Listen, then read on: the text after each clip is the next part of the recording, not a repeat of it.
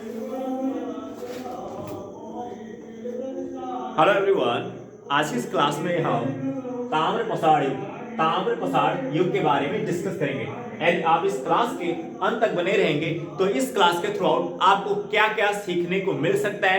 इस क्लास के through out आप एनसीईआरटी की बुक के पढ़ने के तरीके को आप सीख सकते हैं।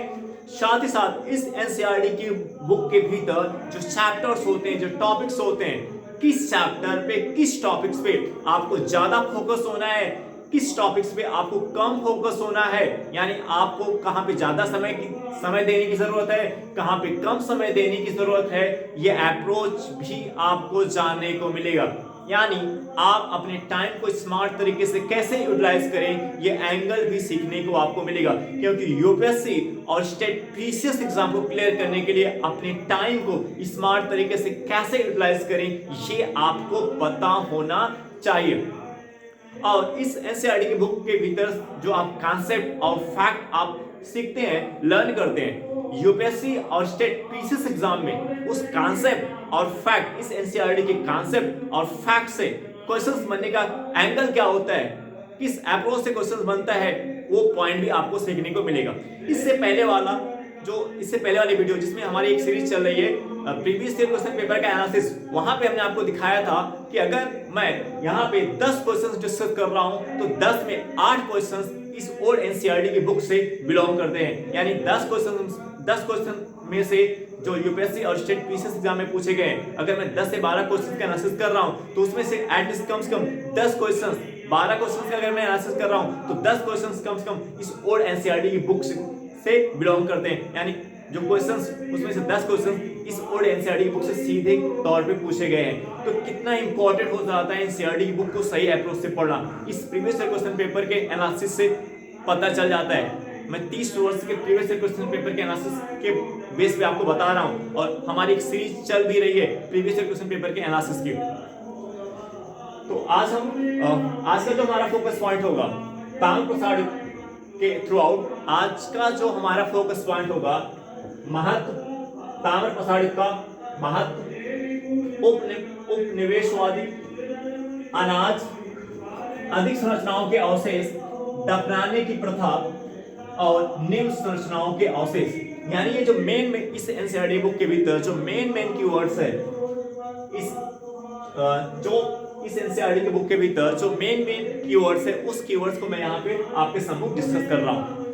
तो फर्स्ट पॉइंट है ताम्रप्रसार का महत्व। तो इसके इंपॉर्टेंस की बात करें, इसके महत्व की बात करें, तो इससे पहले की जो वीडियोस हमने ताम्रप्रसार से रिलेटेड बनाए हैं, उसमें कई ऐसे लोकेशंस, कई ऐसे ताम्रप्रसार युग के स्थलों का हमने डिस्कशन किया है, और उस स्थल में हमने आपको दिखाया है कि देखिए इन स्थलों की क्या क्या फीचर्स है।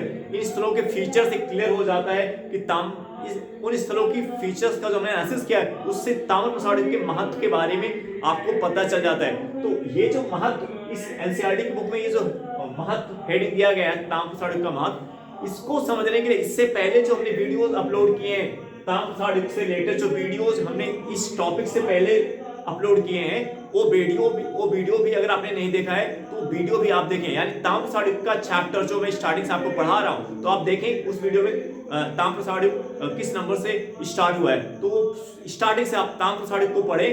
आफ्टर दैट ये क्लास भी आपको बहुत अच्छे से समझ में आएगी। अगर महत्व की बात करें तो ताम्रप्रसार के लोग तांबा गलाने की तकनीक से परिचित थे। ताम्रप्रसार के लोग तांबा गलाने की तकनीक से परिचित थे, क्योंकि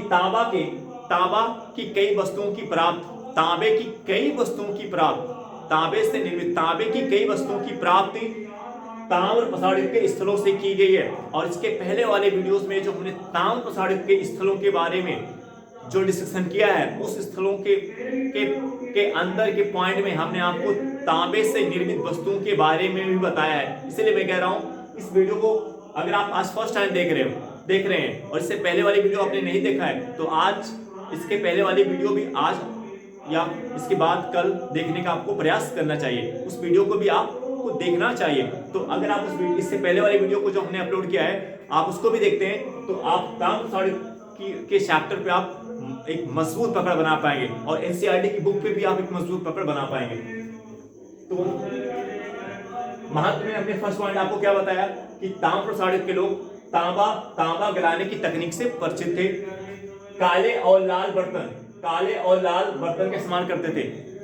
ताम्र प्रसारित में जो मिट्टी के बर्तन बनाए जाते थे कुम्हार के चाक से, ताम्र प्रसारित में कुम्हार के चाक से जो मिट्टी के बर्तन बनाए जा रहे थे, उस मिट्टी के बर्तन के बारे में हमने इससे पहले के वीडियोस में डिस्कशन किया है। जो महत्वपूर्ण स्थल हमने ताम्र प्रसारित के बताया वहां पे हमने डिस्कशन किया है। यहाँ पे फिर से एक पॉइंट आपको देखने को मिल रहा है, तो इसकी गहराई में जाने के लिए इससे पहले वाला वीडियोस आपको देखना पड़ेगा।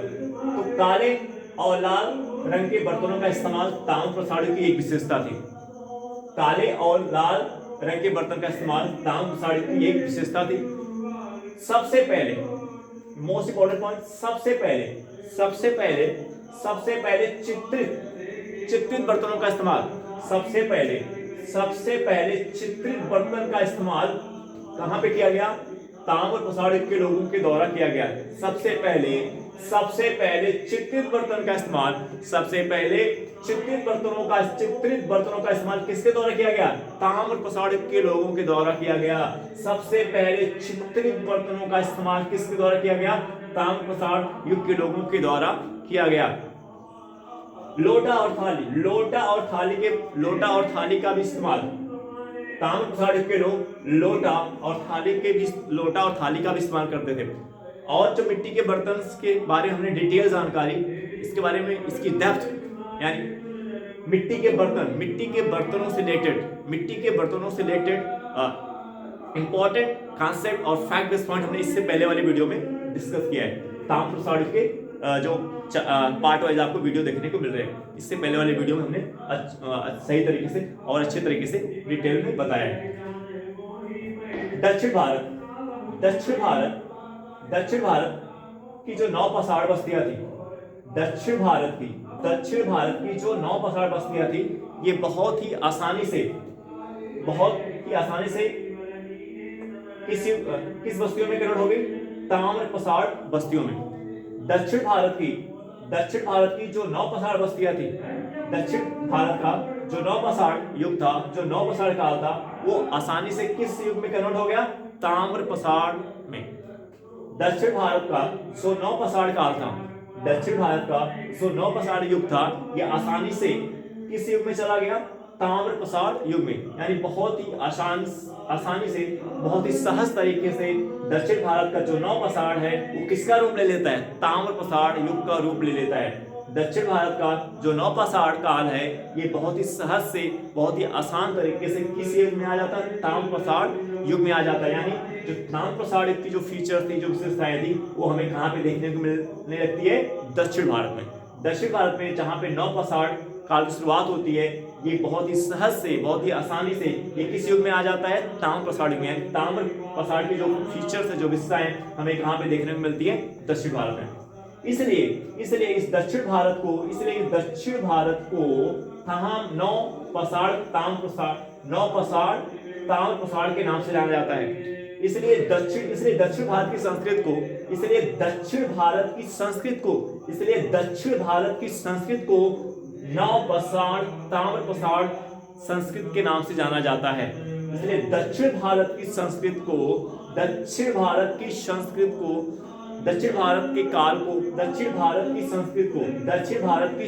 को 9 पसाड़ ताम्र प्रसाड़ संस्कृत के नाम से जाना जाता है। अब क्वेश्चन कैसे बन सकता है? यूपीएससी या स्टेट बीसीएस एग्जाम में क्वेश्चन आपसे पूछ सकता है,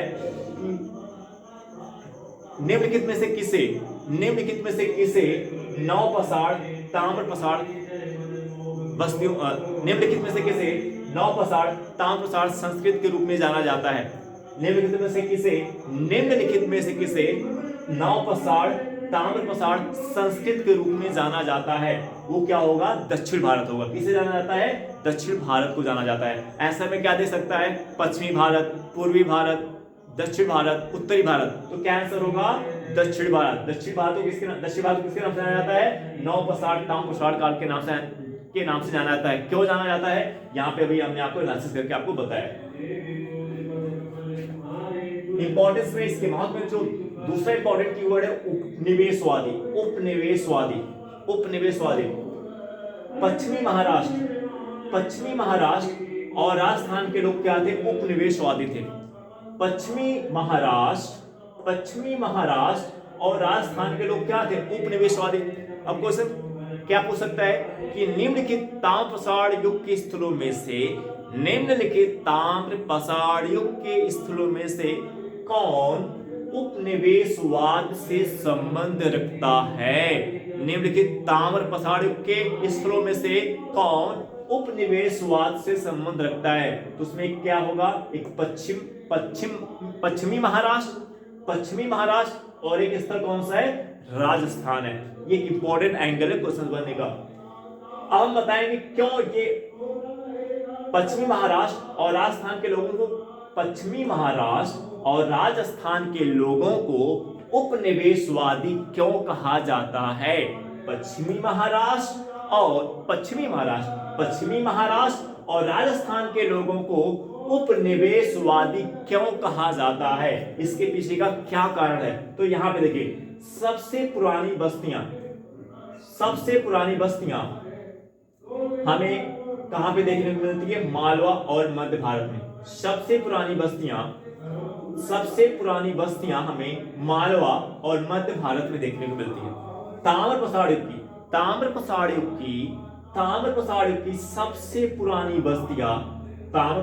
की सबसे पुरानी बस्तियां हमें मालवा और मध्य भारत में देखने को मिलती है। मालवा और मध्य भारत के अंदर कौन सा क्षेत्र आता है? कैथ जो मध्य प्रदेश में स्थित है, एरन जो मध्य प्रदेश में स्थित है। ताम्र प्रसार युग की सबसे पुरानी बस्तियां मालवा और ताम्र प्रसार युग की सबसे पुरानी बस्तियों में कौन आता है? मालवा और मध्य भारत, जिसमें कैथ आता है। कैथ कहां पे? मध्य प्रदेश में। और एरन भी कहां पे? मध्य प्रदेश राज्य में स्थित है। ये जो ताम्र प्रसार युग की जो सबसे पुरानी बस्तियां आपको मालवा और मध्य भारत यानी कैथ और एरन में देखने को जो मिलती है, ये सबसे पुरानी बस्तियां। इसके बाद यानी जो पश्चिमी महाराष्ट्र में बस्तियां आपको देखने को मिलती है, ये इसके बाद है, यानी कैथ और एरन के बाद की है। तो यहाँ पे ये जो पश्चिमी महाराष्ट्र और राजस्थान के लोग, इनकी जो सबसे पुरानी बस्तियां थी, पश्चिमी महाराष्ट्र और राजस्थान के लोगों की जो सबसे पुरानी बस्तियां थी वो कहां पे थी? मालवा और मध्य भारत में। पश्चिमी महाराष्ट्र और राजस्थान के लोगों की जो सबसे पुरानी बस्तियां थी वो कहां पे थी? मालवा और मध्य भारत में, यानी कैथ और एरन में। और ये जो पश्चिमी महाराष्ट्र में, यहाँ पे इसका विकास बाद में होता है। पश्चिमी महाराष्ट्र में ताम्र प्रसार युग की बस्तियों का विकास बाद में होता है। बिहार और पश्चिम बंगाल में और ही बाद में होता है। ताम्र प्रसार युग की सबसे पुरानी बस्तियों में मालवा और मध्य भारत आता है। इसके बाद फिर इन बस्तियों का विकास, ताम्र प्रसार युग की बस्तियों का विकास कहां पे होता है? पश्चिम महाराष्ट्र में। और बिहार और पश्चिम बंगाल में बहुत बाद में आता है, यानी बिहार और पश्चिम बंगाल में ताम्र प्रसार युग की बस्तियों का विकास बहुत बाद में होता है। एक बार फिर से मैं क्लियर कर रहा हूं इस कॉन्सेप्ट को, आप ध्यान से देखिएगा। हमने आपको कहा कि पश्चिमी महाराष्ट्र और राजस्थान के लोगों को उपनिवेशवादी कहा जाता है। क्यों? क्योंकि इन लोगों की जो सबसे पश्चिमी महाराष्ट्र के लोगों या राजस्थान के लोगों की जो सबसे पुरानी बस्तियां थी वो कहां पे थी? मालवा और मध्य भारत में। या आप कह सकते हैं कि ताम्र प्रसार युग की जो सबसे पुरानी बस्तियों में कौन आता है? मालवा और मध्य भारत आता है, यानी कैथ का मध्य प्रदेश और एरन का मध्य प्रदेश। पश्चिमी महाराष्ट्र में जो ताम्र प्रसार युग की बस्तियों का विकास हुआ वो इसके बाद होता है। और बिहार और पश्चिम बंगाल में तो और ही बाद में होता है। बिहार और पश्चिम बंगाल में इन बस्तियों का, ताम्र प्रसार युग की बस्तियों का विकास और ही बहुत ही बाद में होता है। तो सबसे पहले इसमें कौन है? कैथ और एरन के लोग हैं। इसके बाद फिर कौन आता है? पश्चिम महाराष्ट्र। और इसके बहुत बाद फिर कौन आता है? बहुत ही बाद में, जहां पे होता है बिहार और वेस्ट बंगाल में। यही कारण है कि पश्चिमी महाराष्ट्र और राजस्थान के लोगों को क्या कहा जाता है? यही कारण है कि पश्चिमी महाराष्ट्र और राजस्थान के लोगों को क्या कहा जाता है? उपनिवेशवादी कहा जाता है। ठीक है। अनाज की बात करें, नेक्स्ट एंगल है अनाज। तो ताम्र प्रसारित के लोग नव प्रसार काल के लोगों से ज्यादा अनाज का उत्पादन करते थे। ताम्र प्रसारित के लोग नव प्रसार काल से ज्यादा अनाज का उत्पादन करते थे। ज्यादा ताम्र प्रसारित के लोग नव प्रसारित के लोगों की तुलना में ज्यादा अनाज का उत्पादन करते थे। ताम्र प्रसारित के लोग नव प्रसार काल के लोगों की तुलना में ज्यादा अनाज का उत्पादन करते थे। यानी ताम्र प्रसारित में जो अनाज का उत्पादन होता था वो नव प्रसार काल के उत्पादन से ज्यादा था, ग्रेटर देन नव प्रसार। पश्चिम भारत में गेहूं, जौ और दाल का उत्पादन किया जाता था। पश्चिम भारत में गेहूं, जौ और दाल का उत्पादन किया जाता था। दक्षिणी और पूर्वी भारत में चावल का उत्पादन किया जाता था। पश्चिम भारत के लोग अधिक मांसाहार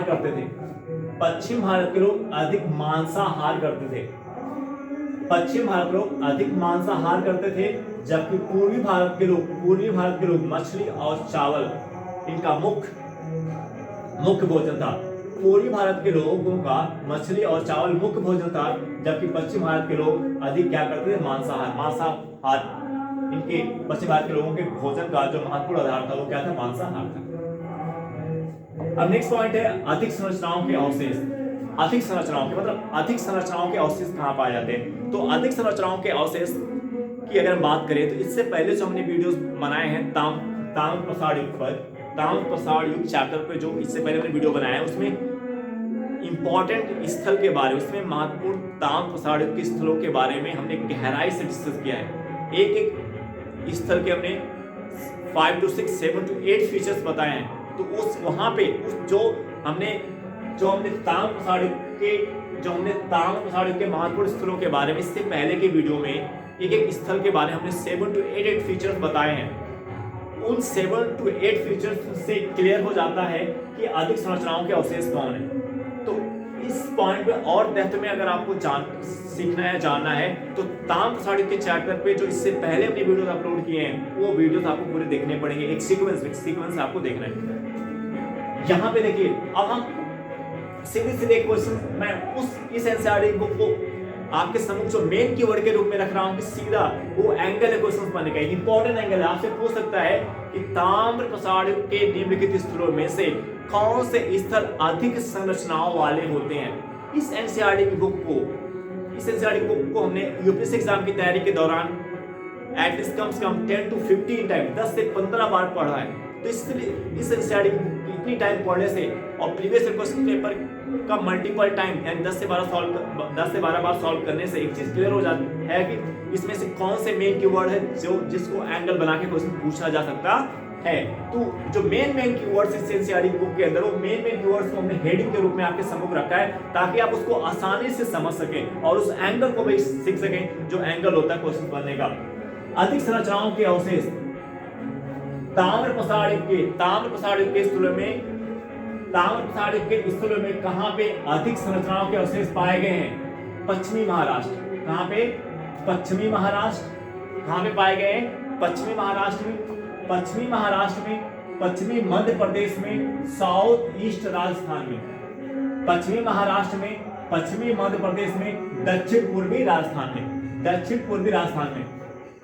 इनके बारे में पश्चिम महाराष्ट्र में, पश्चिम मध्य प्रदेश में, दक्षिण पूर्वी राजस्थान में। ये जो स्थल मैं आज फिर आपको बता रहा हूं, इन सभी स्थलों के बारे में इससे पहले वाली वीडियो में हमने बहुत ही डेप्थ में आपको बताया है। इनाम गांव पश्चिमी महाराष्ट्र का इनाम गांव, पश्चिमी मध्य प्रदेश का कैथ और एरन। पश्चिमी महाराष्ट्र का इनाम गांव, पश्चिमी मध्य प्रदेश का कैथ और एरन में बस्तियां चारों तरफ से घिरी हुई होती थी। देखिए ये एग्जाम्पल है, ये इस फैक्ट को वेरीफाई कर रहा है। ताम्र प्रसार युग में अधिक संरचनाओं के अवशेष कहां पाए गए? पश्चिमी महाराष्ट्र, पश्चिमी मध्य प्रदेश, दक्षिण पूर्वी राजस्थान में। कैसे? ईनाम गांव, कैयत और एरन में बस्तियां चारों तरफ से घिरी हुई होती थी, बस्तियां चारों तरफ से घिरी हुई होती थी। और भी इन स्थलों से रिलेटेड हमने 7 to 8 फीचर्स इससे पहले वाली वीडियो में बताए। 7 to 8 फीचर्स के पढ़ने के बाद क्लियर हो जाता है कि ये स्थल अधिक संरचनाओं के अवशेष में आते हैं। जबकि यदि हम ये हो गया अधिक संरचनाओं के अवशेष। अब हम बात करेंगे निम्न संरचनाओं के अवशेष। निम्न संरचनाओं के अवशेष, तो निम्न ये भी एक एंगल हो गया कि निम्नलिखित ताम्र प्रसारित के स्थलों में कहां पे निम्न संरचनाओं के अवशेष पाए गए हैं, यानी कहां पे कम मात्रा में अवशेष पाए गए। निम्न संरचनाओं के निचले स्तर के संरचनाओं के अवशेष कहां पे पाए गए? निम्नलिखित 3 ताम्र प्रसारित युग के स्थलों में निम्न संरचनाओं के अवशेष पाए गए हैं। पूर्वी भारत में चिरान जो बिहार में स्थित है, पांडु राजा देवी जो वेस्ट बंगाल में स्थित है।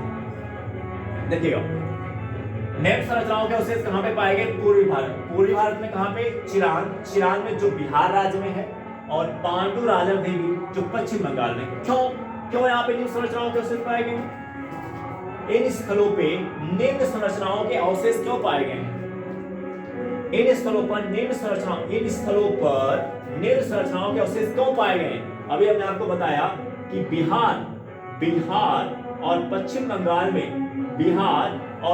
बंगाल में ताम्र प्रसारित की बस्तियों का विकास बहुत बाद में होता है।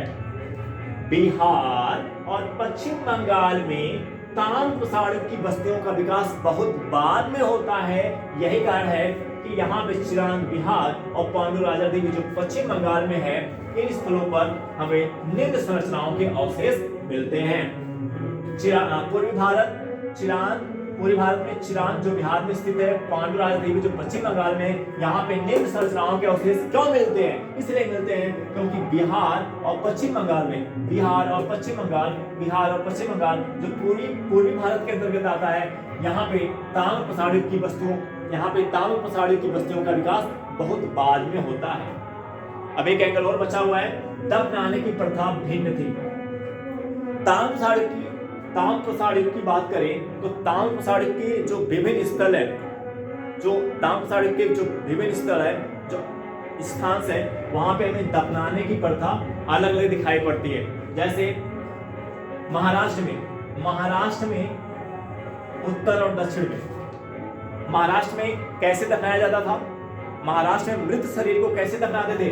उत्तर दक्षिण में। दक्षिण भारत में कैसे दफनाते थे? पूर्व और पश्चिम में। महाराष्ट्र में मृत शरीर को उत्तर नॉर्थ साउथ यानी उत्तर दक्षिण में दफनाते थे, जबकि दक्षिण भारत में ईस्ट वेस्ट यानी पूर्व और पश्चिम में दफनाते थे।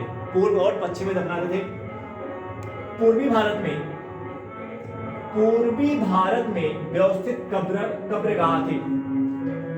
पूर्वी भारत यानी चिरान बिहार पांडु राजा देवी जो पश्चिम बंगाल में आते हैं, यानी बिहार हो गया, पश्चिम बंगाल हो गया, यहाँ पे व्यवस्थित कब्रगाह थी। जबकि पूर्वी भारत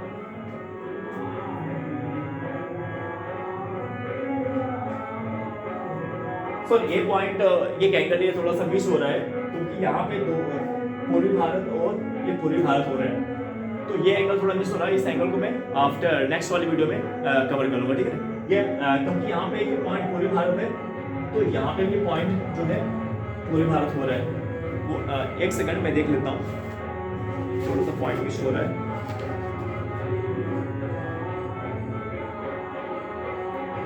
यस, ये जो यहाँ पे पूर्वी भारत नहीं, ये पश्चिम भारत होगा, सॉरी पश्चिम भारत।